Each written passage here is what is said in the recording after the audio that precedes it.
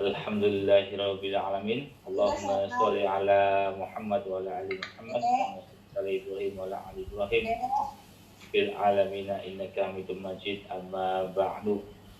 Bapak Ibu sekalian, jamaah Masjid Al-Bilad, insyaallah dirahmati Allah Subhanahu wa taala, dan untuk seluruh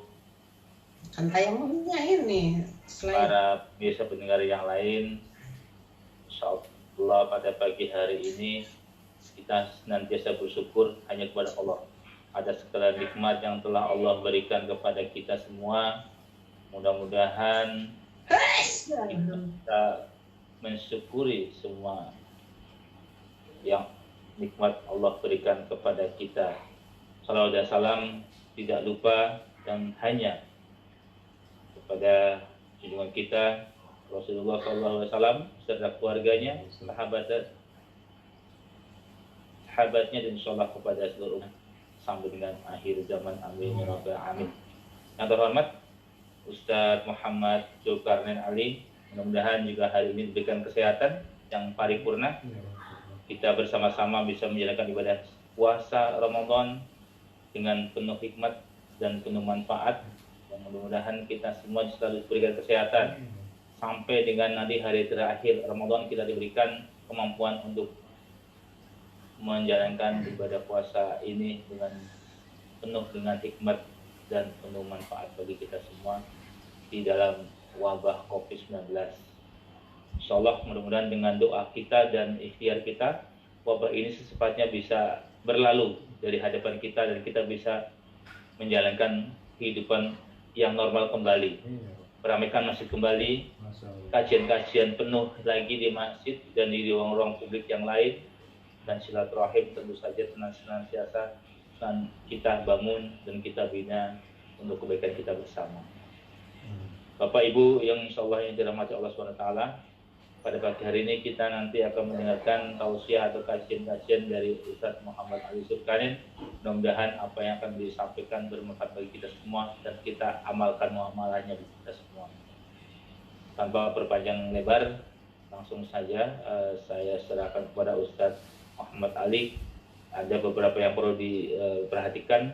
Nanti setelah akhir tausiah nanti akan kita buka ruang untuk tanya jawab, dan kepada para jamaah semua untuk memutekan atau juga bisa untuk menghidekan videonya supaya kita lebih khusyuk mendengarkan apa yang harus saya Ustaz. Dan nanti tanya jawabnya akan saya pandu, bisa menggunakan media chat atau untuk bagi jamaah Al-Bilad bisa menanyakan di forum WA internal kita. Dan nanti mungkin apabila ada pertanyaan secara langsung bisa raise hand, nanti akan saya pandu siapa yang bisa menanyakan. Pada Ustaz, waktu dipersilakan.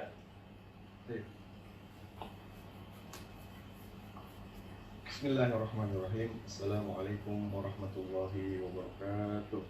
Waalaikumsalam warahmatullahi wabarakatuh. Alhamdulillah, wassalatu wassalamu ala rasulillah wa ala alihi wa ashabihi wa wala. Asyhadu an la ilaha illallah wahdahu la syarika lah, wa asyhadu anna Muhammadan abduhu wa rasuluhu la nabiyya wa la rasula ba'dah. Asbahna wa asbahal mulku lillah, walhamdulillahi la syarika lah, la ilaha illa huwa wa ilaihi nusyur. Asbahna ala fitratil Islam wa kalimatil ikhlas wa ala dini nabiyina Muhammad sallallahu alaihi wasallam wa ala millati abina Ibrahim hanifah wa ma kana minal musyrikin. Bapak Ibu yang dirahmati Allah Subhanahu wa taala, alhamdulillah segala puji bagi Allah Subhanahu wa taala, kita diberikan berbagai macam kenikmatan pada pagi hari ini. Mudah-mudahan Allah Subhanahu wa taala ya selalu memberikan kesehatan ya sampai berakhirnya Ramadan dan sampai seterusnya insyaallah. Bapak Ibu yang dirahmati Allah, saya Sabtu kemarin ada beberapa mahasiswa dalam diskusi kelas online yang menanyakan, bagaimana Ustadz kalau misalnya penyaluran dana zakat ini diperuntukkan untuk mengatasi permasalahan COVID-19. Apakah ini sudah dibenarkan di dalam syariat? Ya, tentu saja ya, dalam ibadah-ibadah yang bersifat usul, ya, termasuk di situ ada sholat, ada zakat, ya, tentu saja kita harus merujuk kepada pendapat-pendapat para ulama. Ya. Alhamdulillah, ya, belum lama, sekitar seminggu atau 2 minggu yang lalu, ulama kita, Majelis Ulama Indonesia, telah menetapkan bahwasanya diperbolehkan. Ini kita ambil di awal, ya, nanti kita akan jelaskan kenapa diperbolehkan, tetapi ada syarat, ya, dan ketentuannya. Tentu saja sebelum kita membahas kenapa diperbolehkan dan apa alasannya diperbolehkan, setidaknya kita harus merujuk lagi kepada ya, fikih zakat. Dalam slide yang saya berikan di dalam Zoom ini, ya, sebelumnya saya akan membahas dulu tentang makna zakat itu sendiri. Apa yang dimaksud dengan zakat? Ya, secara bahasa, ya, zakat itu merupakan tumbuh, suci, bersih, berkah, berkembang dan pengembangan.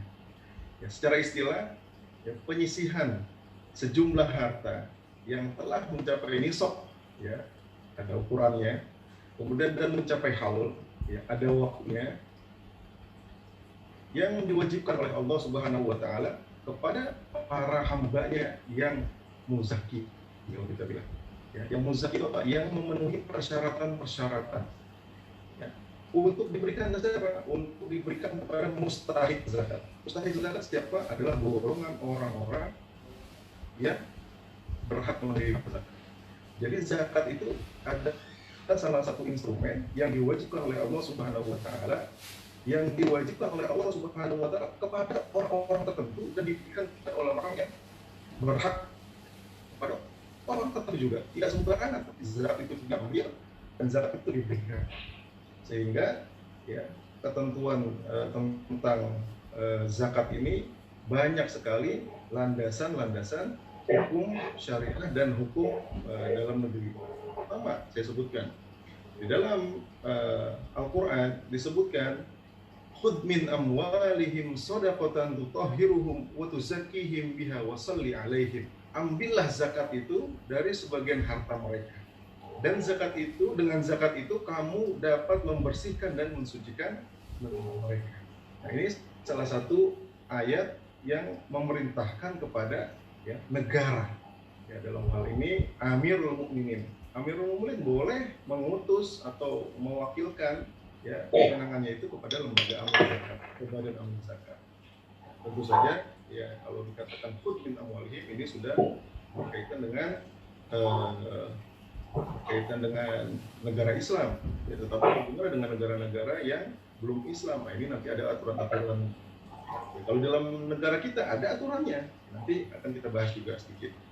Kemudian landasan syariah yang lain, ya, begitu banyaknya kata-kata zakat itu disandingkan oleh kewajiban kita menunaikan sholat.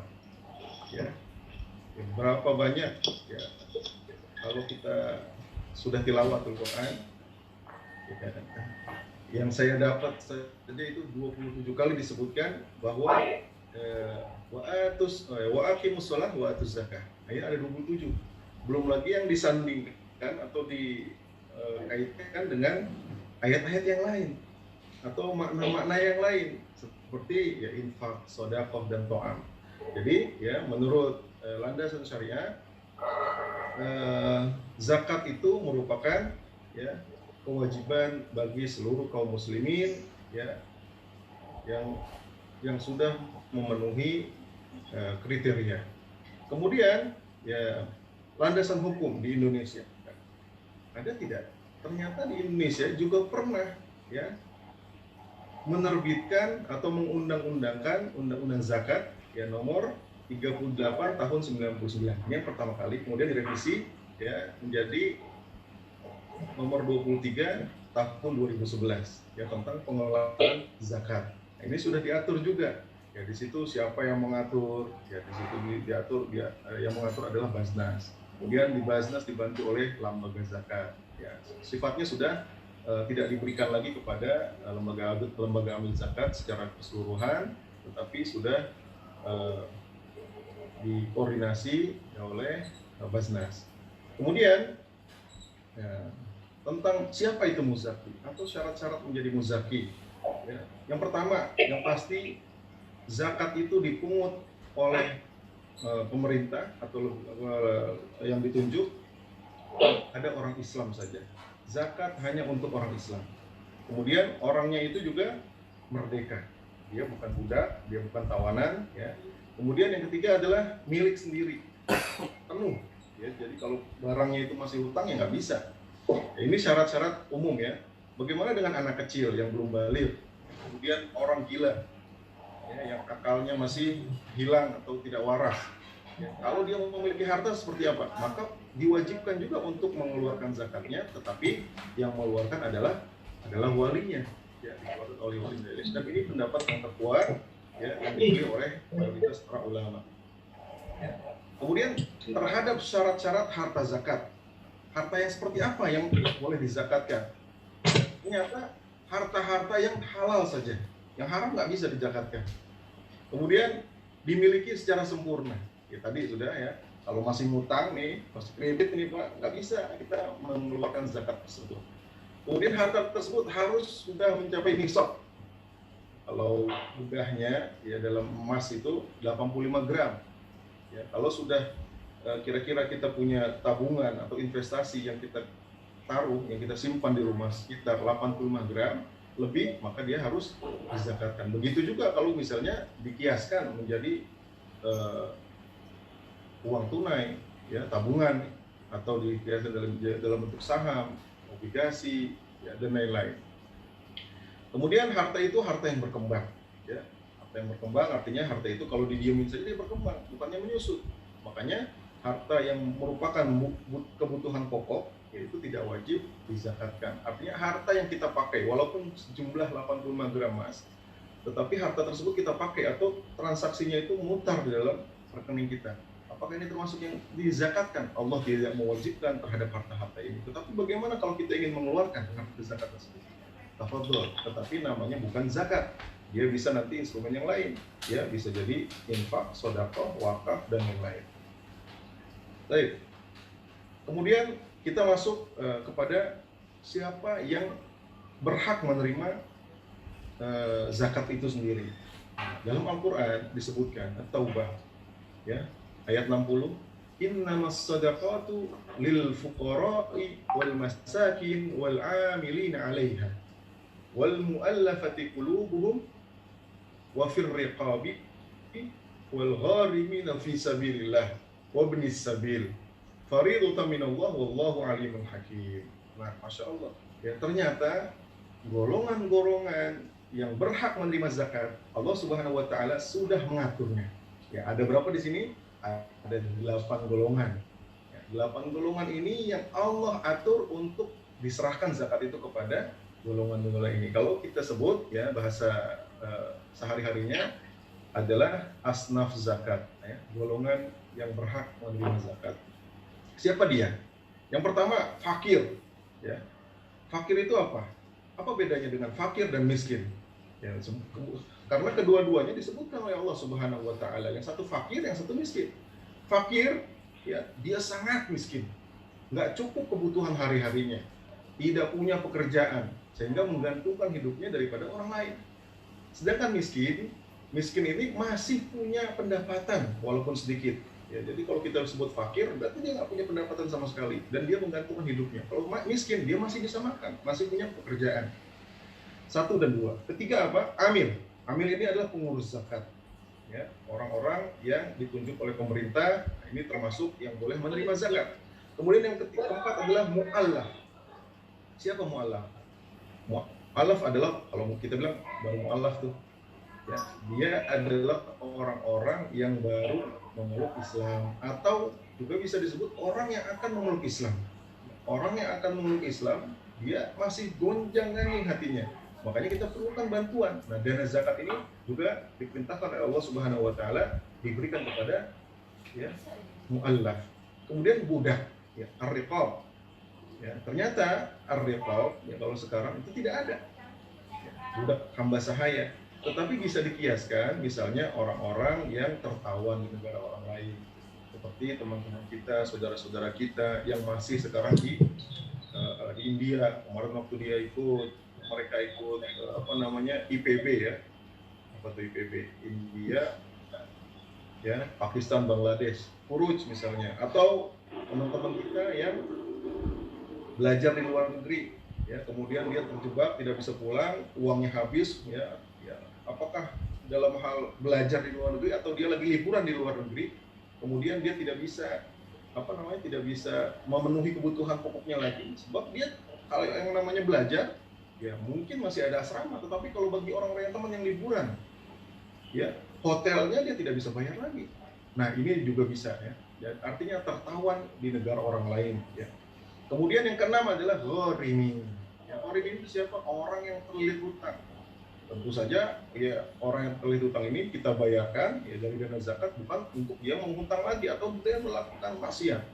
Tapi karena dia terlilit hutang, ya kalau kita bayarkan, ya dia tidak mengulangi lagi dan dia merasa dirinya merdeka. Kemudian yang ketujuh adalah fi sabilillah. Masya Allah, Allah Subhanahu wa Ta'ala menggunakan kata-kata fi sabilillah, lafaz yang umum. Ya, kalau dalam zaman Nabi, kalau yang dikatakan fi sabilillah adalah orang-orang yang berjuang di jalan Allah. Berjuang di jalan Allah apa? Artinya berperang. Tetapi banyak makna yang dikiaskan atau diluaskan, ya, menjadi beberapa pendapat ulama mengatakan ini bisa juga dalam hal perjuangan boleh, dalam hal pertahanan juga boleh, sehingga membangun benteng, ya, membangun jembatan, membangun perlindungan. Kemudian juga termasuk di sini adalah syiar Islam. Syiar Islam ini adalah kepada para dai, ya, para orang-orang yang mempelajari agama Islam, ya, mahasiswa-mahasiswa kita di luar negeri atau di dalam negeri, ini diperbolehkan, insya Allah.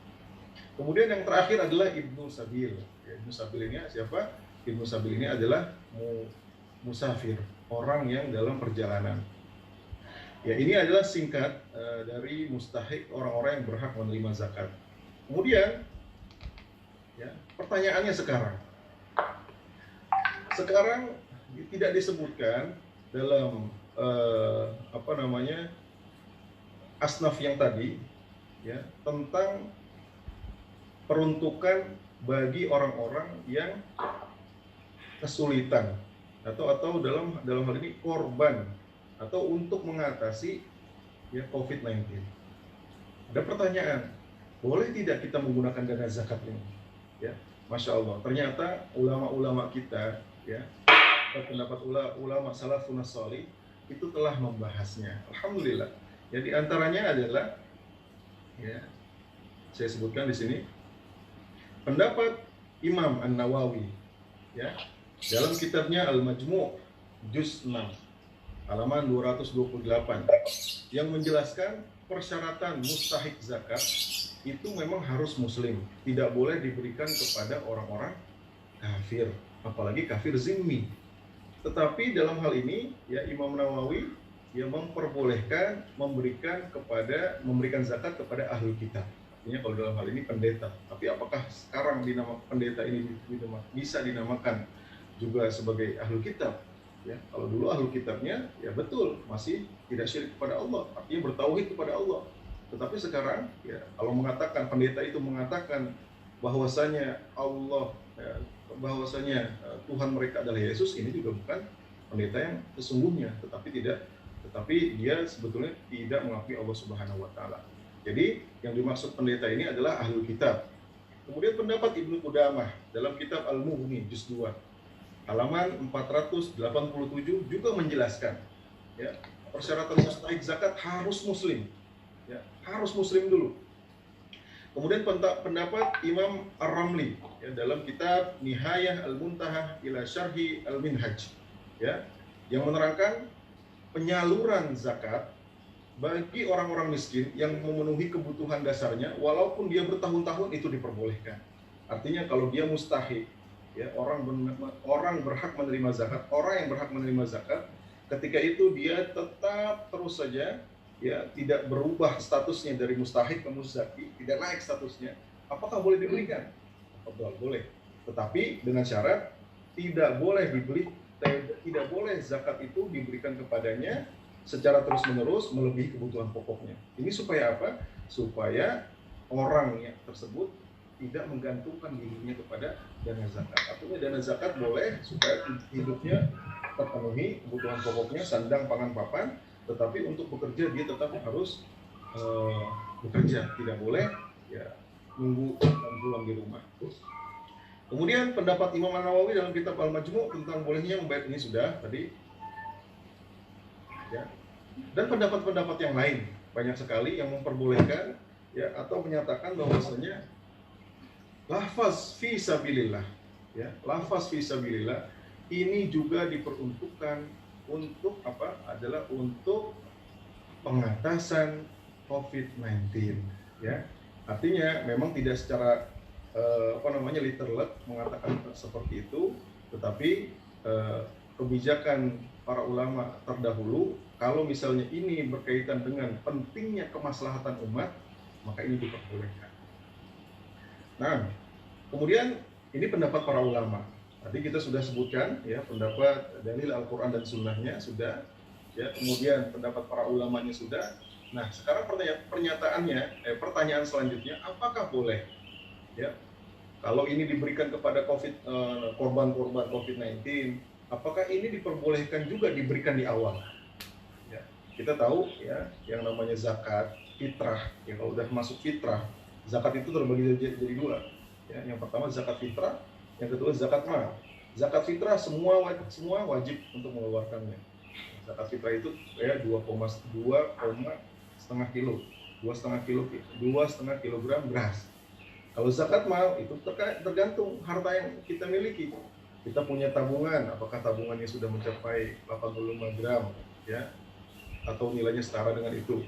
Atau misalnya zakat perhiasan ya, tadi sudah disebutkan, atau misalnya zakat peternakan ya, zakat perkebunan ya, zakat barang tambang segala macam. Nah, itu tinggal kita lihat kita masuk zakat fitrah atau zakat mal. Kalau zakat fitrah semuanya wajib. Kalau zakat mal ya ini ada ketentuan-ketentuannya, yaitu haul dan nisab cukup. Kemudian kalau misalnya haulnya tidak cukup ya, haul itu ya batasnya harus mengendap harta itu 1 tahun. Kalau misalnya tidak cukup 1 tahun, apakah ini boleh dikeluarkan? Nah, ini juga ada pendapat ya, atau bahkan bukan pendapat, ini hadis Rasulullah SAW ya, muttafaqun alaih dari hadis riwayat Bukhari nomor 1419 dan Muslim 1032. Ya, ketika itu dikatakan, wahai Rasulullah, sedekah mana yang lebih besar pahalanya? Rasulullah SAW menjawab, engkau bersedekah pada saat kamu masih sehat, ya, saat kamu takut menjadi fakir, dan saat kamu berangan-angan menjadi kaya. Ya, dan janganlah engkau menunda-nunda sedekah itu. Artinya kita disuruh mensegerakan sedekah ini, dalam hal ini juga bisa zakat ya. Hingga apabila nyawamu telah sampai di tenggorokan, ya, baru kalau kita berkata zakat ini untuk si fulan, zakat ini udah untuk si fulan, ini fulana. Terlambat ya. Ya, sehingga apa yang kita lakukan? Yang kita lakukan kalau kita sudah bisa menghitung, oke, ini sudah cukup hartanya, nisabnya sudah cukup, haulnya juga kira-kira 1 bulan lagi, bulan 11 Anda keluarkan, boleh nggak? Ini dia dalil. Selain itu ada lagi, ya, Ibnu Abbas bertanya kepada Nabi Muhammad SAW, bolehkah mendahulukan penunaikan zakat sebelum waktunya, sebelum haul? Kemudian Rasulullah SAW memberikan keringan dalam hal itu. Ya. Kemudian dalam ini Tirmizi 678, Ibnu Majah 1795, dan Ahmad 104. Dalam satu hadis yang lain disebutkan, ya, riwayat Al-Baihaqi ya 111, kami dahulu pernah meminta kepada Rasulullah SAW memajukan menunaikan zakat di awal. Ya. Padahal ini baru masuk tahun pertama. Masya Allah, baru masuk tahun pertama, tetapi dia menjamak ya sholat ya. Sholat itu ada jamak takdim, ada jamak takhir. Dia jamak takdim, boleh tidak? Kami pernah meminta memajukan penunaian zakat ya dari harta yang mereka miliki. Jadi haul sudah ya, kalau misalnya haulnya sudah cukup, ya itu harus dikeluarkan. Tetapi kalau misalnya sekarang dalam kondisi COVID-19, kalau menurut hemat saya misalnya, atau pertanyaannya, saya baru bisa menunaikan zakat ya baru nanti bulan Desember. Sekarang baru bulan April. Ya, padahal sekaranglah diperlukan ya untuk kemaslahatan kaum muslimin. Ingat, untuk kemaslahatan kaum muslimin. Dan ingat juga Indonesia itu ada mayoritas muslim. Ya, sehingga sangat mungkin, ya, sangat dianjurkan bahkan kalau kita ingin menunaikan harta-harta kita di awal waktu. Ya, ini dalil diperbolehkan. Ya. Dalil Al-Quran sudah, dalil hadis sudah, pendapat-pendapat ulama sudah. Kita ada lagi qawaid fiqhiyahnya. Ya. Yang pertama adalah ya, tasarruful imam ala ra'iyah mantukun bil maslahah. Ya, ini dia. Tindakan pemerintah ya terhadap rakyatnya harus selalu sejalan atau dikaitkan dengan kemaslahatan. Artinya kita lihat maslahat mengatasi COVID-19 betul atau tidak, atau ini cuma kan kepentingan pribadi atau kelompok. Ya, kita sudah tahu sebelum mulai COVID-19 ini ya, pemerintah kita pengen mendirikan satu ibu kota baru. Ya, apakah itu ibu kota baru itu menjadi kemaslahatan bagi kaum muslimin di Indonesia ketika itu? Ya, apakah itu betul-betul dibutuhkan Indonesia ketika itu, atau apakah itu memang menjadi proyek bagi pemerintah misalnya dan kementeriannya ya, atau teman-temannya atau yang lain-lainnya? Apakah ini memang betul-betul maslahat untuk kaum muslimin di Indonesia ketika itu? Nah, ini perlu kita pertanyakan. Tetapi misalnya pertanyaan itu dibalik atau digeser, apakah mengatasi COVID-19 ini itu adalah kemaslahatan untuk kaum muslim di Indonesia? Tentu saja jawabannya iya. Kenapa? Kalau tidak dituntaskan, diatasi, apa yang akan terjadi? Masya Allah. Kita lihat video-video di Amerika, kita lihat video-video di Italia, kita lihat video-video di Spanyol, yang mayat-mayat itu tidak bisa dikuburkan karena saking banyaknya. Ya, orang-orang dari medis, ya, kemudian yang mengantarkan jenazah, begitu capek, dia nggak mungkin mengangkat, ya, jumlah tenaganya sekian, tetapi yang dibutuhkan atau yang perlu dikerjakan menumpuk, sangat menumpuk, sehingga tidak bisa ya mereka mengerjakan sekaligus. Makanya ada berdatangan. Apakah itu yang pengen terjadi di negeri kita? Auzubillah min dzalik. Mudah-mudahan ya pemerintah dalam hal ini ya, bisa menggeser merealokasikan dana-dana dari tempat lain, apakah dari infrastruktur, ya, apakah dari misalnya kemarin ya, prakerja, apakah dari yang lain-lain semua. Kalau bisa nyawa manusia di Indonesia, terutama yang Muslim, ya, itu harus diprioritaskan, diutamakan. Ini yang pertama. Ya, ini ada penjelasan ya, penjelasan kaidah fikih. Ini bisa dibaca. Ya, pertama, kebijaksanaan pemimpin harus selalu berorientasikan kepada kebaikan masyarakat, sejalan dengan kepentingan umum, bukan untuk golongan atau pribadi sendiri pemimpin itu. Kemudian seorang pemimpin merupakan orang yang memiliki kekuasaan terhadap yang dipimpinnya. Karena itu pemimpin bertanggung jawab atas yang dipimpinnya, sedangkan kita yang dipimpin harus mentaati pemimpin kita. Diperlukan kebijakan pemimpin untuk mengatasi COVID-19. Karena apa? Karena ini adalah termasuk hal yang sangat penting. Dengan cara apa? Itu tuh tadi ya merealokasi dana-dana pembangunan ya dan sesuai dengan kebutuhannya. Kemudian kaidah fikih yang kedua, ada yang namanya lil wasail hukmul maqasid. Hukum sarana mengikuti hukum capaian yang akan dituju. Misalnya, kita tahu sholat itu wajib. Ya, dalam melakukan sholat kita harus berwudu. Kemudian dalam melakukan sholat juga kita harus menutup aurat. Sehingga berwudu yang tadinya sunnah atau yang menutup aurat yang tadinya kalau di rumah itu tidak wajib, tapi ketika kita ingin sholat di rumah, kita harus berwudu dan kita harus menutup aurat. Sehingga hukum berwudu yang tadinya sunnah, ya, atau hukum berpakaian di dalam rumah menutup aurat yang tadinya sunnah, kalau kita ingin melakukan sholat, kita memikirkan sholat, itu wajib. Gimana kalau kita mau sholat tetapi kita nggak berwudu? Tidak ada air, kita bisa tayamum, harus mencari. Nggak ada pakaian, kita bisa pakai. Bagaimana caranya kita bisa menutup aurat?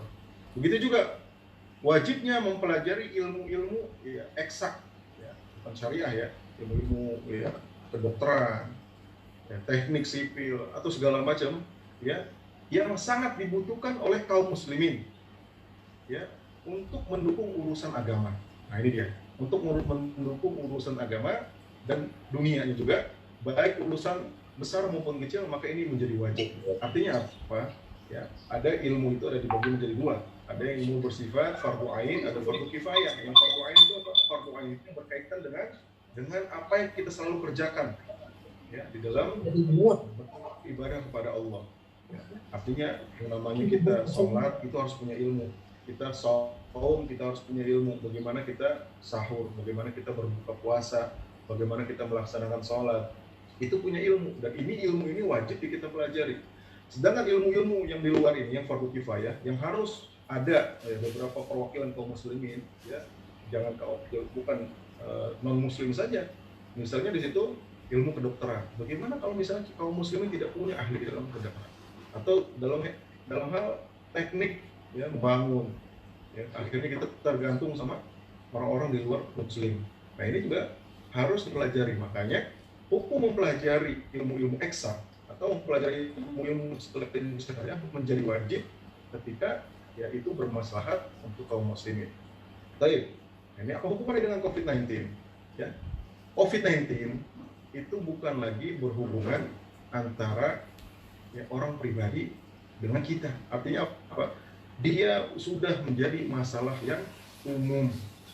Makanya kita sampai sekarang tidak boleh bersosial. Kita boleh bekerja di rumah, bekerja di kantor, kita harus di rumah. Bahkan sholat Jumat pun, ya, ulama sedang melarang kita untuk berkumpul. Artinya ini bukan masalah sendiri-sendiri lagi. Kita harus sama-sama menyelesaikan, ya, harus disiplin, ya, untuk mentaati para umarok kita dan ulama kita. Ya, makanya COVID-19 bukan masalah perorangan lagi, ya, bukan masalah lokal lagi, tetapi yang menjadi masalah yang umum, ya, menjadi global dan tidak dapat dihentikan jika tidak diatasi secara struktural. Pemimpin, ya, turun, ya, dari pusat, daerah, sampai kelurahan, RT RW. Harus, makanya kita lihat jalan-jalan yang sudah diblok.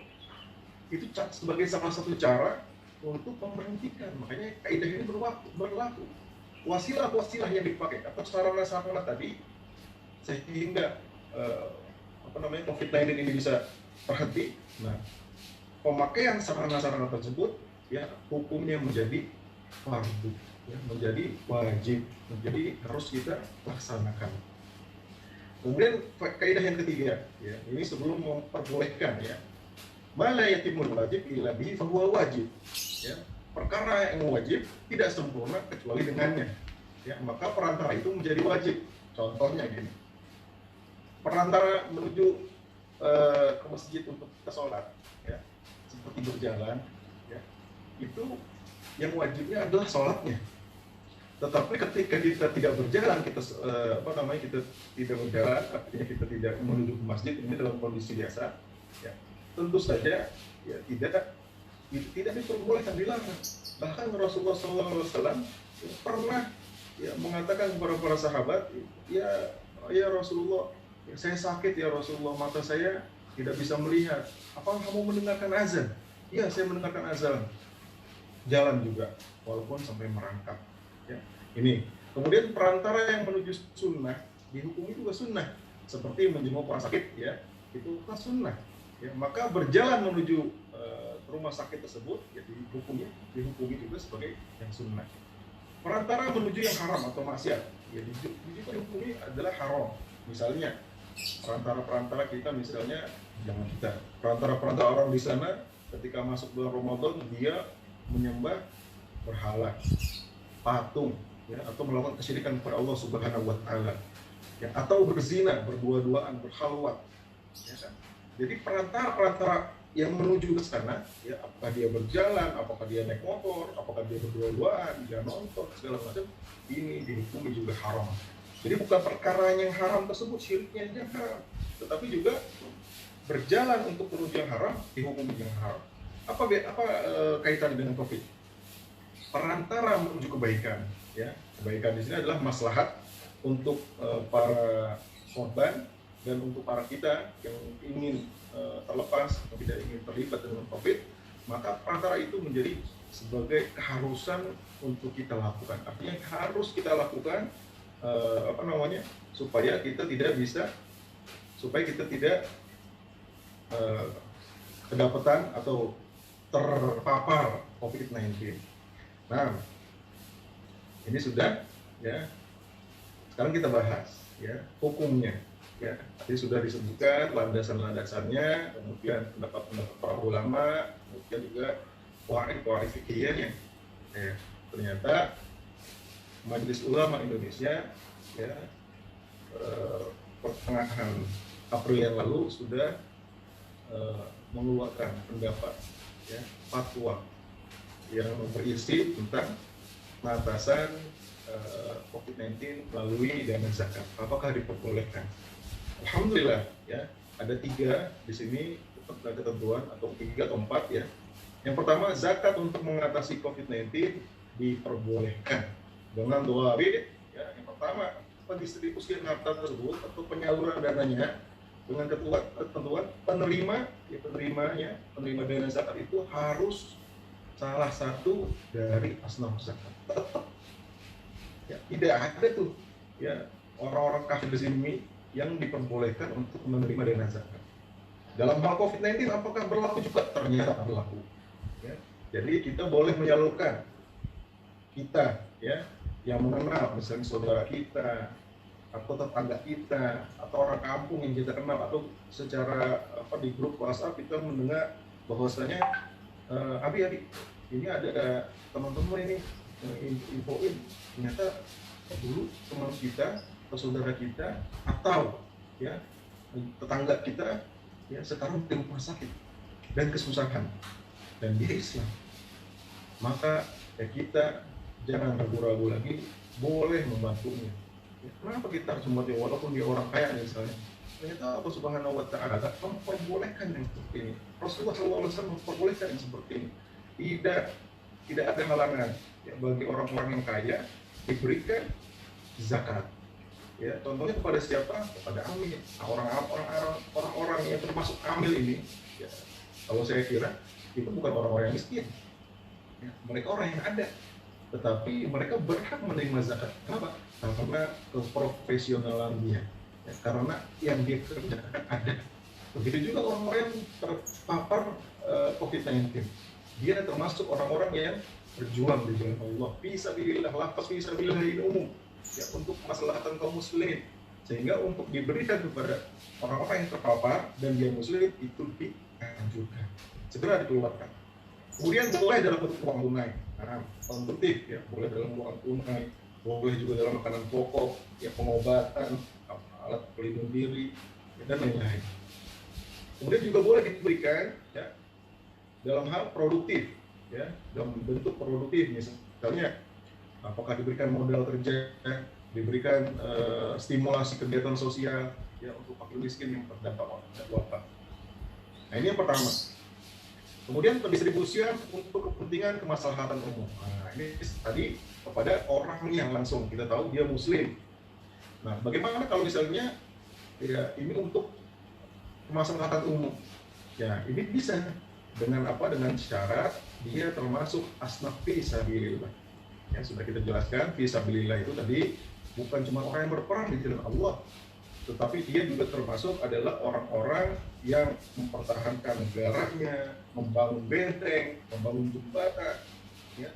Bahkan termasuk orang-orang yang mensyiarkan dakwah Allah Subhanahu wa Ta'ala, dakwah agama Islam. Ya. Nah, ini termasuk. Kemudian zakat mal boleh ditunaikan dan disalurkan lebih cepat. Bahasa saya tadi jamak takdim. Kalau di sini disebutnya ta'jil az-zakat, mensegerakan pembayaran zakat tanpa harus menunggu 1 tahun. Ya, awalan al-haul, ya apabila telah mencapai nisab. Ingat syaratnya telah mencapai nisab. Bapak Ibu semua, saya yakin misalnya sudah bisa menghitung dalam 1 bulan saya menerima 10 juta gaji, misalnya. Otomatis dalam 1 tahun 120 juta, dipotong kebutuhan pokok segala macam, kira ternyata alhamdulillah saya masih mempunyai ya kelebihan 85 gram emas misalnya. Sehingga kalau saya hitung sekarang ya, nanti bulan April tahun depan saya akan mengeluarkan zakat. Tetapi dalam hal ini, ya, sebagaimana hadis-hadis yang telah saya sebutkan tadi, ya, tidak cukup satu haul, boleh nggak? Boleh, Allah memberikan keringanan kepada kita. Jadi apabila telah mencapai nisab tanpa menunggu cukup satu haul, itu boleh, ya, ditunaikan zakatnya. Wallahu a'lam. Kemudian yang ketiga, zakat fitrah boleh ditunaikan, disalurkan sejak awal. Fitrah, ya, fitrah ini, ya, ketika bulan Ramadan masuk, ya, biasanya sampai malam takbiran, orang-orang itu biasanya memberikan zakat fitrah, ya, di malam-malam terakhir, karena disitulah keutamaan. Tetapi ketika terjadi musibah seperti ini, banyak orang berumah, kita lihat keseharian kita, ya, apa dari teman-teman yang hiring, ya, yang naik online, apa juga, atau juga termasuk teman-teman, ya, yang tidak yang pekerjaannya harian, yang nyangkul, ya, buruh kasar, kita melihat mereka tidak ada pendapatan. Makanya belum lama kita melihat, ya, banyak orang yang protes keluar rumah. Kenapa? Karena di dalam rumah kelaparan, mati kelaparan, nggak punya gaji, nggak punya tabungan. Bagaimana dengan orang-orang yang punya tabungan, yang ada masalah masih bisa, atau dia bisa bisnis online misalnya. Tetapi orang-orang yang banyak sekali orang di luar kita, apalagi di luar Jakarta mungkin, itu tidak memiliki tabungan dan tidak memiliki bisnis online, sehingga apa yang diharapkan kalau kita bekerja tetap dia harus keluar.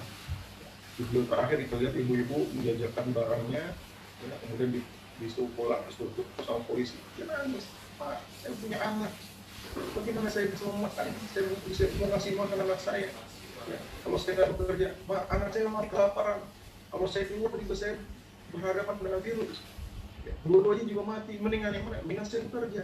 Nah, begini alasan-alasan mereka. Makanya dari dana zakat inilah yang kita bisa berikan kepada mereka. Yang terakhir, ya, kebutuhan penanggulangan wabah, ya, COVID-19 dan dampaknya tidak dapat jika tidak dapat dipenuhi melalui harta zakat, ya, dapat diperoleh juga melalui infak, sedekah, wakaf, dan hal yang lain. Ya, jadi selain zakat, tentu saja masih banyak sumbangan-sumbangan lain yang halal yang harus diberikan kepada kaum muslimin. Wallahu a'lam bishawab. Fadhal, kalau ada pertanyaan.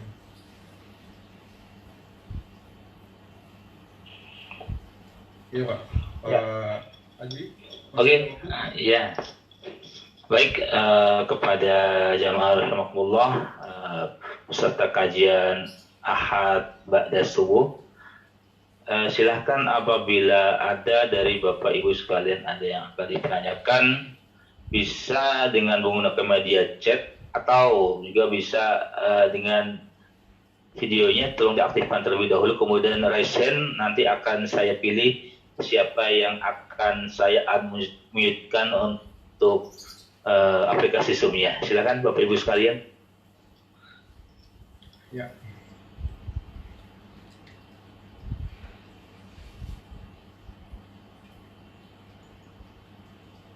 Mewujud. Silakan. Bisa langsung dengan raise hand dulu. Kemudian setelah itu baru nanti saya akan unmute-kan supaya bisa ngobrol langsung atau bertanya langsung kepada Ustadz. Ya. Atau juga dengan media chat. Silakan.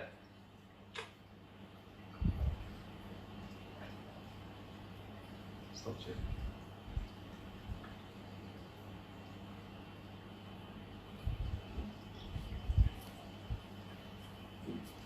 Ustadz, suaranya merebat. Waduh, Anda baru lihat ini. Mungkin posisi sinyalnya kurang pas. Ya, tadi agak sedikit berebut emang dari awal-awal. Tapi kesininya bagus, Pak. Bagus. Ya, ini ya apa, karena pakai laptop biasanya pakai handphone aja dekat kan. Oke. Dan juga Ustadz, apa Ustadz? Boleh bertanya Ustadz? Ya, silakan. Ya, silakan Ibu. Terima kasih Ustadz waktunya. Ya. Ustadz, ketika zakat itu disalurkan sekarang, apa boleh di awal ya Ustadz? Nah, dan penyalurannya untuk orang muslim. Nah, Iya. kalau misalnya dalam wabah COVID ini yang dengan non muslim karena dia juga tertimpa musibah, gimana Ustadz hukumnya? Terima kasih Ustadz. Assalamualaikum warahmatullahi wabarakatuh. Waalaikumsalam warahmatullahi wabarakatuh. Ya Ibu, ini dana zakat seperti yang saya awal sampaikan bahwasanya dana zakat diperuntukkan untuk orang-orang yang kelebihan zakat dari orang-orang muslim. Artinya muzaki. Ya, itu dari orangnya yang kita pungut ya Bu ya. Ibu orang muslim berarti Ibu ada kewajiban berzakat. Makanya rukun Islam itu juga, rukun Islam itu ada yang di situ disebutkan zakat. Yang ketiga ya. Kemudian Ibu bertanya, apakah ini diperbolehkan kepada orang-orang kafir karena mereka terdampak juga? Nah, ini yang dibahas oleh para ulama. Ya, para ulama Imam Nawawi, Imam Syafi'i itu menyatakan bahwasanya ya peruntukan dana zakat itu hanya dibolehkan kepada kaum muslimin saja. Ya, hanya kepada kaum muslimin saja. Bagaimana misalnya tadi ternyata di dalam penyaluran dana tersebut ada kita bikin misalnya rumah sakit, ya, rumah sakit tersebut tidak ya, tidak ditempati dengan orang-orang kaum muslimin saja. Ya, ternyata ketika kaum muslimin yang diperuntukkan tersebut misalnya berkurang gitu ya, ternyata ada lagi masuk selain kaum muslimin artinya non Islam, dia menggunakan rumah sakit yang didirikan dari dana zakat tersebut. Apakah diperbolehkan? Ya ini ya kan ada dua tadi Bu ya. Yang pertama tadi kalau diberikan secara langsung ya itu harus kepada kaum muslimin. Kalau diberikan secara langsung. Jadi kalau Ibu pertanyaannya apakah ini boleh diberikan secara langsung kepada tetangga saya yang kafir? Jawabannya adalah sayangnya tidak boleh. Dari dana zakat Ibu bisa menggunakan harta yang lain selain dana zakat. Tetapi yang kedua tadi kalau bukan langsung kepada orangnya, kemaslahatan umum.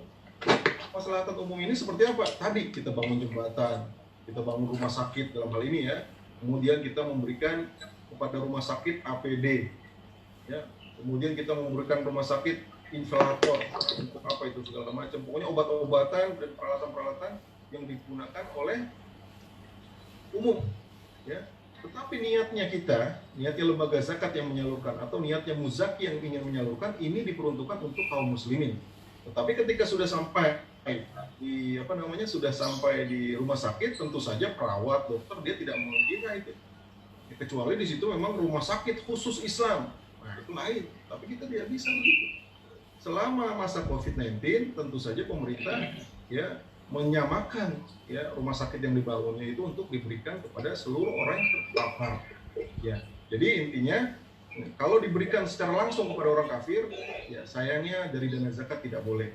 Kalau misalnya itu diberikan kepada kemaslahatan umum, dalam hal ini kita bentuk rumah sakit, ya, atau kita berikan modal kerja kepada satu komunitas, ya orang-orang yang terpapar, misalnya nanti ada satu komunitas untuk menggerakkan ekonomi orang-orang yang terpapar, ya kita memberikan bantuan di situ. Di situ bukan saja orang Islam, ada orang kafir misalnya. Nah itu apakah diperbolehkan? Ya selama niat kita untuk memberikan kepada kaum muslimin, ya insya Allah pahalanya masih kita dapatkan, insya Allah. Begitu Ibu. Bisa ini. Oke. Terima kasih Ustaz penjelasannya. Jazakallah. Ibu, gimana Ibu? Silakan Ibu. Apabila ada yang tanyakan, silakan tambahan atau begitu. Atau mungkin dari jamaah yang lain. Ini Ustaz ada yang bertanya lewat media chat. Apakah materinya bisa di-share Ustaz tidak?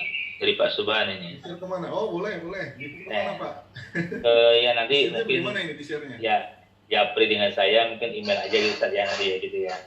Boleh. Atau ke Pak Ustaz boleh. nanti ya. Boleh ya. Oke. Ini ada, nih saya lihat ini Husni Cilpi.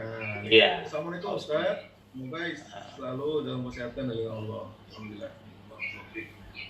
Saya bertanya kepada Ustaz, apabila ada orang yang mempunyai mobil ataupun motor, namun terlilit utang dan gajinya pun tidak cukup untuk mencukupi kebutuhan, apakah yang demikian termasuk golongan mustahik? Jazakallah khair.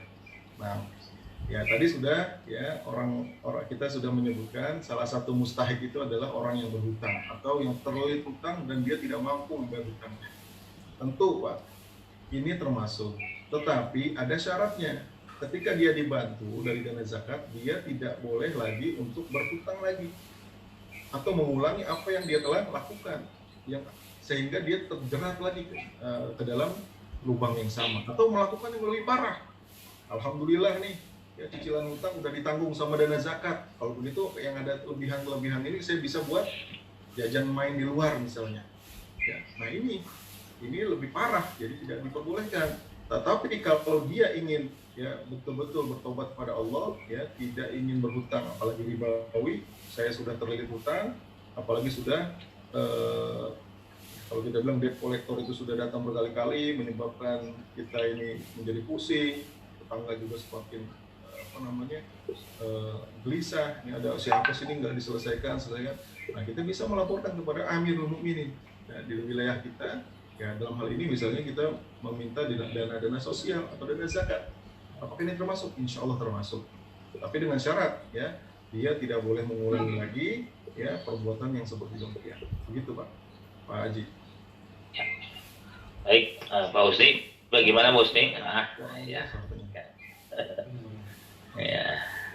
Assalamualaikum, Haji. Silakan Pak.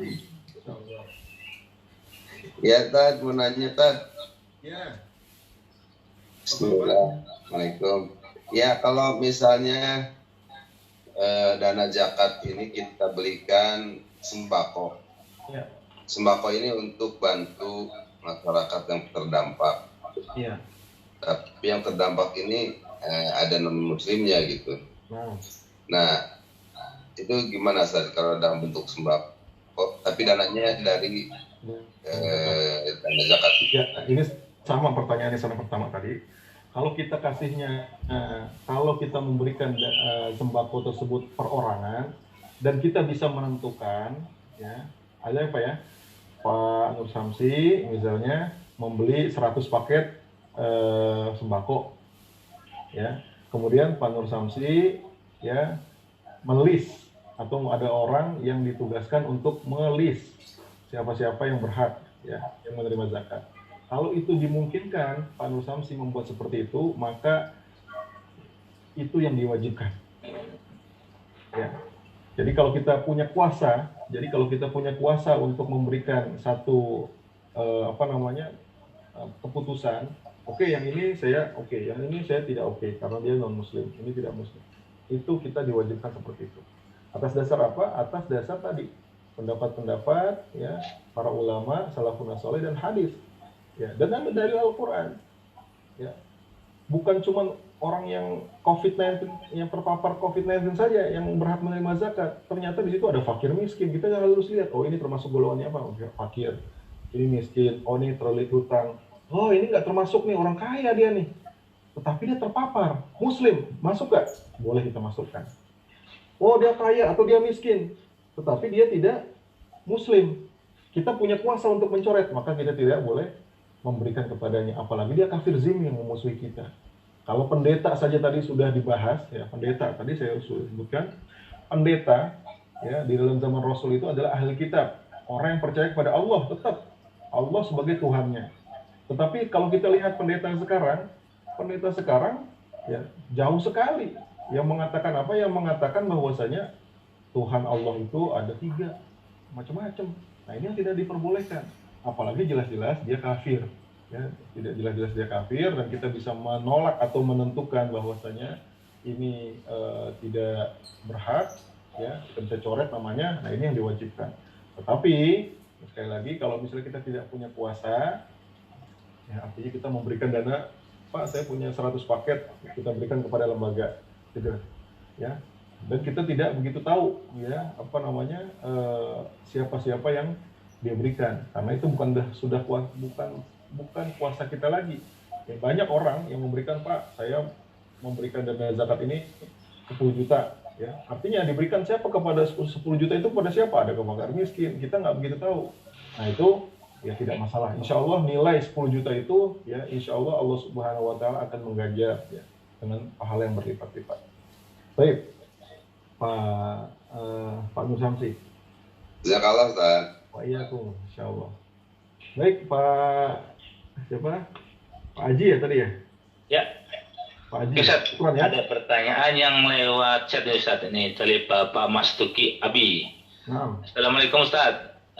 Yang ditanyakan adalah muzaki telah ditentukan kadar nisab dan lain-lain. Apakah ada kadar tertentu untuk mustahik maksimal dan minimalnya? Masya Allah. Nah, bagus sekali. Tadi ya, muzaki telah ditentukan kadarnya. Kadarnya 85 gram emas.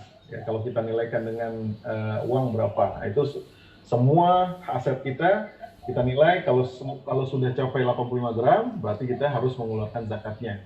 Dalam hal ini tidak perlu menunggu satu haul, cukup menunggu cukup satu haul, tidak perlu. Dalam hal ini kalau kita rasa bahwa kita punya harta 85 gram, segera akan, karena rakyat atau masyarakat muslim sangat membutuhkannya. Yang nisab sudah, yang haul sudah, apakah ini untuk mustahik ditentukan kadar maksimal dan minimalnya? Ya, tentu saja ya, yang namanya mustahik diberikan ya, paling tidak untuk memenuhi kebutuhan pokoknya.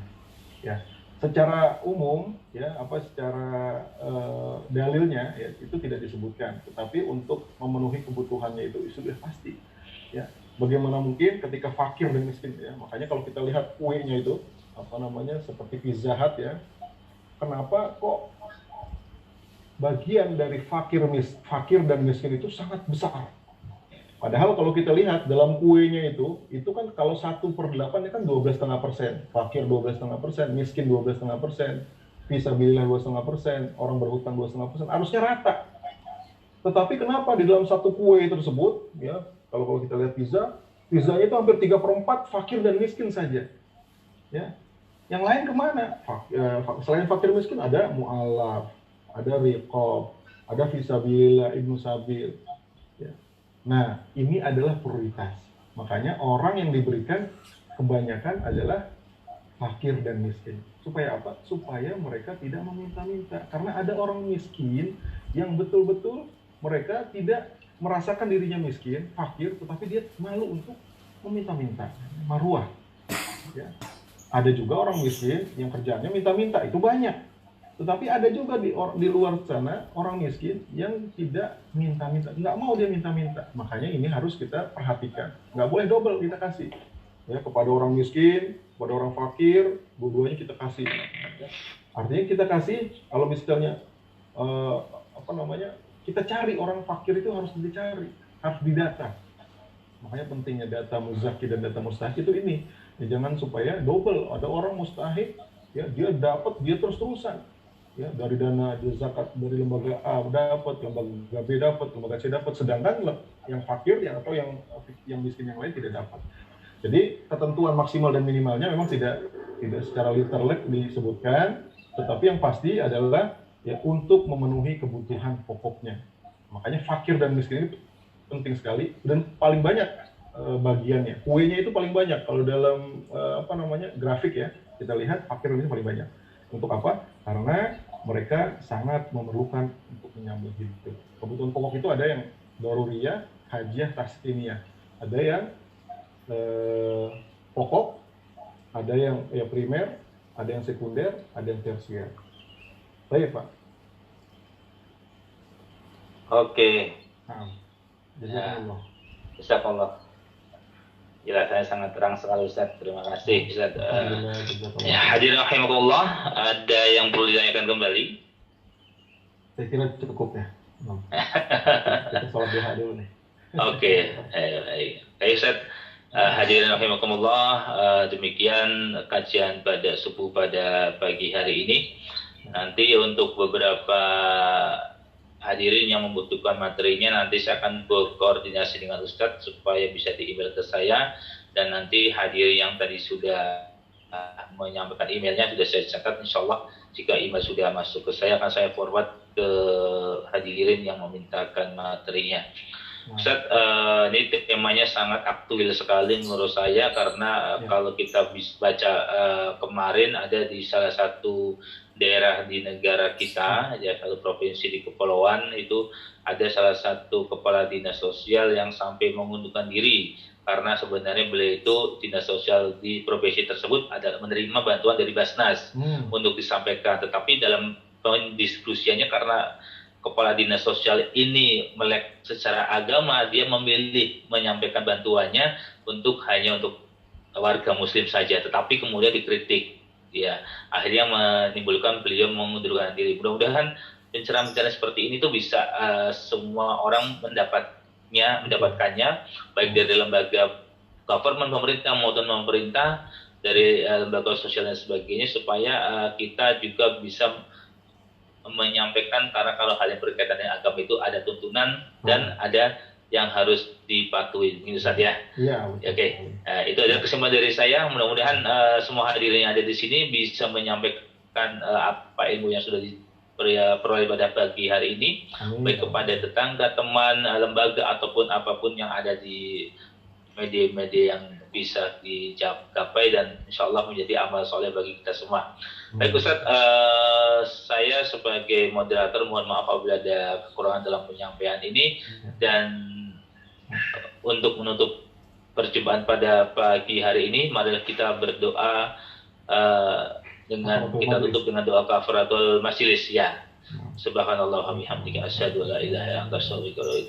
Terima kasih Ustaz. Jazakallah khairan katsir. Mudah-mudahan Ustaz selalu diberi kesehatan dan kita bisa diberjumpakan kembali di saat nanti dalam kondisi yang normal, yang bahagia, yang intinya kita bisa bermuasabah dan bermuamalah seperti hal-hal yang normal biasanya. Terima kasih. Assalamualaikum warahmatullahi wabarakatuh. Kami dari Al-Bilad mohon undur diri. Jazakumullah. Assalamualaikum warahmatullahi wabarakatuh.